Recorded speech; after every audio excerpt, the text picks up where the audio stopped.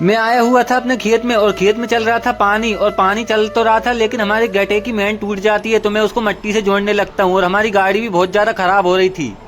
पर उससे पहले वक्त था सुबह का और मुझे जाना था बाल कटाने के लिए, तो मैं निकल लेता हूँ बाल कटाने के लिए और मैं जा रहा था अपनी ब्लैक वाली स्प्लेंडर से। पर उससे पहले आज मौसम ऐसा हो रहा था, ऐसा लग रहा था पानी आने वाला है। फिर मैं अपनी ब्लैक वाली स्प्लेंडर को लेकर निकल लेता हूँ बाल कटाने के लिए। कुछ देर बाद मैं पहुंच जाता हूँ कार्तिक की दुकान पे, क्योंकि अभी बाल के नंबर लगने में टाइम था। फिर मेरा नंबर आने वाला था तो मैं जाके डायरेक्ट बैठ जाता हूँ और इन भैया के पास सिर्फ मेरा ही नंबर लगने वाला था, तो मैं जल्दी से अपने बाल कटा लेता हूँ और फिर आ जाता हूँ अपने घर, क्योंकि मुझे अपनी गाड़ी को भी धोना था। गाड़ी तो खराब हो रही थी लेकिन हमारी लाइट नहीं थी तो गाड़ी आज मैं नहीं धुला पाएगी। तो उसके बाद मैं चले जाता हूँ खेत में। खेत में जाके देखता हूँ तो हमारे खेत में पानी की मोटर चल रही थी और हमारे सारे गड्ढे भी फुल थे, लेकिन गड्ढों में से ऊपर से पानी बह रहा था, जिसकी वजह से हमारे गड्ढे बार बार खाली हो जा रहे थे।